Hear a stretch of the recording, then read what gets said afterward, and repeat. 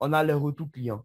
Donc, je crois que les retours clients, c'est le dernier point au niveau des KPIs qu'on a voulu partager. Sinon, il y a plusieurs autres KPIs qu'on connaît et il y en a même des KPIs qui sont adaptés en fonction des entreprises. Mais là, on a décidé de sélectionner quelques KPIs qu'on va partager avec vous. Vous voyez déjà que le direct, ça fait un peu plus longtemps qu'on est ensemble. Et ça également, j'aimerais vous féliciter parce que vous avez tenu à rester à aller jusqu'au bout. Donc, les retours clients. On parle aujourd'hui de logistique inverse, donc les processus inversés. Voilà. On va dire, c'est un challenge assez compliqué en entreprise parce qu'aujourd'hui, pour faire des retours clients, il y a la comptabilité qui est dedans, qui va devoir faire des avoirs, il va devoir remplir des fiches, on va devoir remettre dans le stock. Comment on le fait? Et il y a les coûts qui vont avec. Est-ce que vous voyez? Il y a plusieurs coûts qui vont avec. Et là, on va passer en revue tous les coûts. On va passer en revue les causes, comme on a aussi bien marqué ici. On a des tailles qui peuvent être incorrectes d'un produit. On a des produits qui ne correspondent peut-être pas à la description. On a des produits qui ne répondent pas aux attentes. Et on a des produits endommagés. Moi, je connais en Côte d'Ivoire ici. Donc, le direct va s'arrêter dans 10 minutes. On va aller rapidement. Moi, je connais en Côte d'Ivoire, je suis une entreprise où lorsque on fait des livraisons, il y a des plages qu'on doit respecter. Donc, on fait les livraisons à l'entreprise entre 7 heures et 11 heures. Après 11 heures, l'entreprise ne reçoit pas nos livraisons. Et nous, notre entreprise, notre usine de production, on se trouve à près de 50 kilomètres de la zone de livraison. Donc, imaginez le matin, on doit faire le chargement du camion qui va aller en livraison. Il va sortir, il va traverser tous les embouteillages et arriver là-bas. S'il arrive avant 11 heures, on peut le décharger. S'il arrive après 11 heures, on ne peut pas le décharger parce que l'entreprise a des objectifs et elle aussi, elle livre à l'intérieur du pays. Est-ce que vous voyez? Donc, vous voyez que tout cela, en fait, on doit être proactif au niveau de la supply chain. On doit être vraiment réactif au niveau de la supply chain, de sorte à pouvoir à chaque fois respecter les délais de livraison. Sinon, ça engendre des retours de livraison parce que ce stock-là, l'entreprise ne prend pas le stock et ça doit retourner dans nos stocks. Ou bien on doit peut-être aller livrer ce stock-là à un autre client et après faire des avoirs, faire tout un tas de processus pour pouvoir régulariser ce qui vient de se passer. Ce sont des tactiques, ça peut marcher, mais parfois, c'est très encombrant, c'est très emmerdant parce qu'après, ça crée des problèmes. En fin du mois, à l'inventaire, on a des stocks qu'on ne retrouve pas, on a des retours qui ne sont pas pris en considération, il y a des processus qui ne sont pas respectés et tout. Et ça crée plusieurs soucis au niveau de la logistique, au niveau de la supply chain. Donc, comme on l'a dit, ce sont des causes. Donc là, avec un cas pratique, M. Yapassan, vous avez présenté ça comme un cas pratique qui peut être cause des retours de livraison. Donc, un mauvais emballage, c'est clair qu'un client ne va pas accepter ça chez lui. Voilà, un mauvais emballage, un mauvais conditionnement. Quand le client voit, lui également, il a des clients, donc il ne va pas le prendre. Donc, si vous livrez ça à un client, vous devez vous-même vous attendre à des retours de livraison. Et par ricochet, vous allez vous retrouver à supporter des coûts.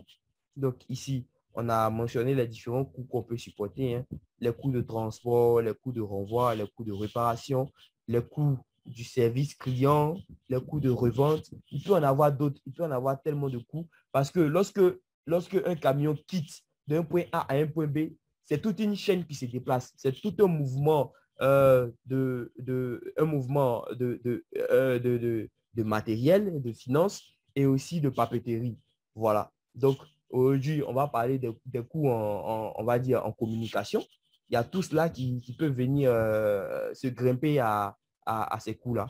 Et là, en fait, la supply chain, elle n'est pas efficiente.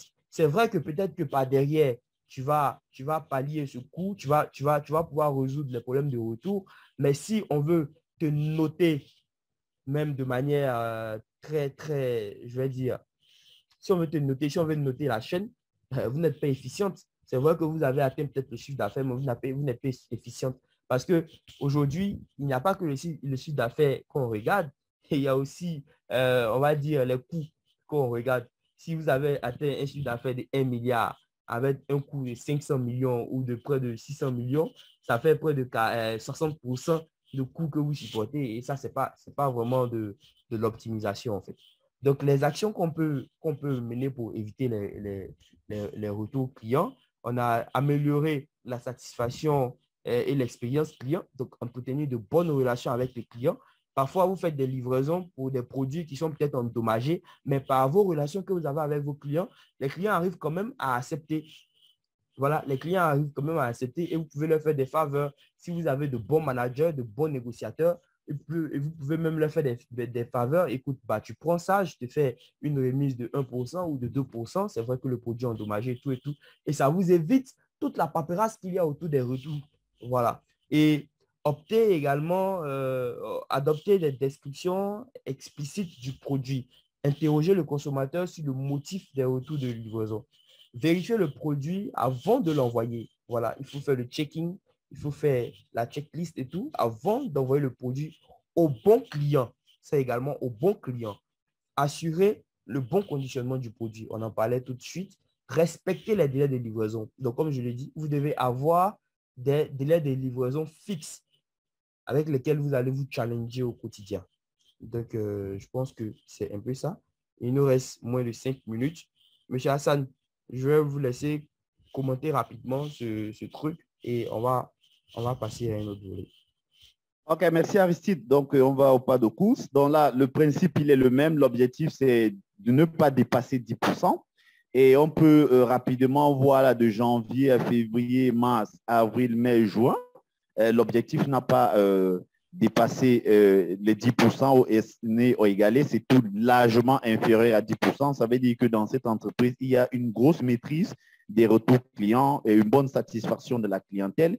Pourquoi? Parce qu'il y a une comment je vais dire ça, enquête de satisfaction qui se fait tout le temps en entreprise. Nous, on avait adopté un système lorsque, au moment où le client passe sa commande et qu'il réceptionne sa commande, avant de partir, il laisse un commentaire. Ou lorsque le client, peut-être, je suis à Douala, le client doit recevoir sa marchandise à Yaoundé, lorsque le produit arrive, on a une plateforme où il doit faire un commentaire sur la qualité du produit qu'il est en train de réceptionner. Est-ce qu'il est satisfait du délai, de la qualité et déjà de ce qu'il va en faire? Donc voilà, à force d'avoir tous ces retours-là, ça nous permettait maintenant d'essayer d'améliorer, de bouger nos indicateurs, de toucher chaque responsable pour les sensibiliser sur la manière de faire son travail.